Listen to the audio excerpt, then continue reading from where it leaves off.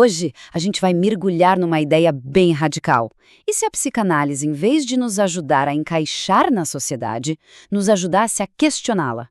É uma proposta que vira a terapia de cabeça para baixo, com foco em quem normalmente fica de fora, em quem está nas margens. A pergunta de partida é, bem provocadora. Será que a psicanálise tradicional, ao tentar ajudar alguém a se adaptar, acaba, sem querer, fortalecendo justamente os sistemas que causam a exclusão social? É um pensamento e tanto, não é? Então, de um lado, a gente tem a abordagem clássica, que foca na adaptação. Mas a crítica que vamos explorar aqui diz: espera aí, isso não pode acabar validando um sistema que já é injusto? A ideia, então, é olhar para o outro lado, para o que o sistema ignora, para o que é silenciado. Ok, para construir essa nova forma de pensar, a gente vai precisar de umas ferramentas conceituais. Vamos dar uma olhada nas ideias-chave que servem de base para essa análise? A primeira ferramenta vem do filósofo Theodor Adorno. É o conceito de não idêntico. Pensa nisso como a parte da experiência de uma pessoa que não cabe em nenhuma caixinha, em nenhuma categoria geral. É o sofrimento único, a história singular, aquele que resiste a ser rotulado. E aqui a gente chega direto nas margens. A pessoa da periferia vive essa contradição na pele. O sistema pede que ela se encaixe num modelo de sucesso, de consumo, mas as condições sociais e materiais tornam isso praticamente impossível. Uma terapia que só busca adaptação, ela acaba ignorando essa contradição brutal. Agora vamos pegar uma ideia de Jacques Lacan, o real. Se o não idêntico é o que escapa da categoria, o real é aquilo que escapa da própria linguagem. É o trauma puro, a violência crua que as nossas palavras e símbolos não conseguem explicar ou conter. E veja bem, o real aqui não é uma coisa filosófica abstrata. Nas margens, ele tem nome e endereço. É a violência policial, é o racismo de todo o dia, é a falta de moradia. São traumas muito concretos para os quais as palavras, muitas vezes, parecem não dar conta. Certo, então como é que a gente lida com esse real tão traumático? A resposta está na fantasia. A fantasia funciona como se fosse um filtro, uns óculos que a gente usa para dar um enquadramento para a realidade. É ela que nos ensina o quê e como desejar e que nos protege um pouco do horror daquilo que não faz sentido.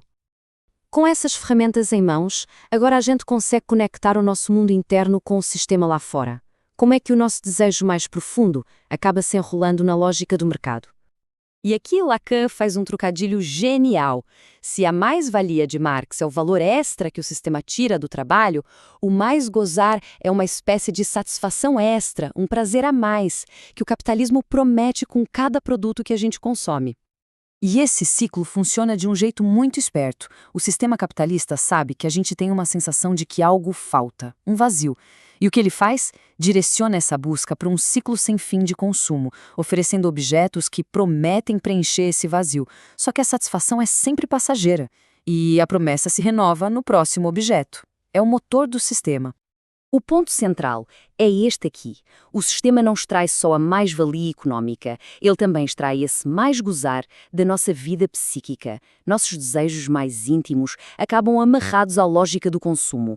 É um curto-circuito poderoso entre a nossa mente e a sociedade. Para pensar numa saída, o artigo que estamos analisando usa uma distinção importante de pensadores como Judith Butler. De um lado, existe a disposição forçada, que é quando a opressão tira algo de nós, mas do outro existe a disposição escolhida, que é um ato de libertação. Essa citação de Vladimir Safatl é fortíssima. A disposição escolhida é essa capacidade de questionar as identidades que nos definem, sabe? É abrir mão da ilusão de que somos uma coisa só, fixa. É uma aposta na mudança, na transformação constante, contra a rigidez que nos aprisiona. Ok. Essa base teórica é bem densa, eu sei, mas vamos ver como isso tudo se traduz na prática? Vamos a 4 princípios que definem essa abordagem de psicanálise negativa dentro da clínica. O primeiro princípio já vem questionando tudo. Ele desafia a própria ideia de cura, porque afinal, o que significa curar alguém quando o mundo em si parece doente? Então, em vez de buscar a normalização ou eliminar o sintoma, o foco muda completamente. O objetivo se torna ajudar a pessoa a encontrar o seu jeito, um jeito único e criativo de lidar com o mal-estar, que, convenhamos, faz parte da vida. O fim da análise não é um final feliz de conto de fadas, mas sim um desapego dos rótulos que nos aprisionam. O segundo princípio tem a ver com a escuta do analista. O desafio aqui não é só ouvir o que é dito, mas sintonizar naquilo que a sociedade geralmente faz de tudo para não ouvir. É o que a gente pode chamar de uma escuta politizada. Ela tenta ouvir ativamente as dimensões sociais da dor, o racismo, a violência de gênero, a exclusão, sem cair na armadilha de tratar tudo como se fosse só um problema individual. E, muito importante, é uma escuta que também ouve a força e as estratégias de sobrevivência que nascem nesses contextos. O terceiro princípio vira o jogo e foca no próprio analista. A proposta é que ele abandone aquela posição de mestre, de quem sabe tudo, de quem tem as respostas. Ou seja, o analista opera a partir de um lugar despossuído do saber. A função dele não é dar uma nova identidade, um novo rótulo positivo para a pessoa.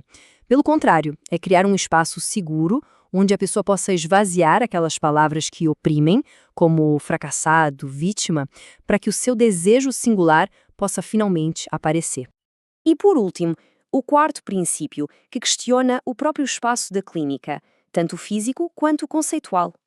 A pergunta é simples e direta. A clínica precisa ter 4 paredes? Se o sofrimento tem a ver com o que acontece lá fora, no mundo, a clínica não pode ser uma bolha isolada.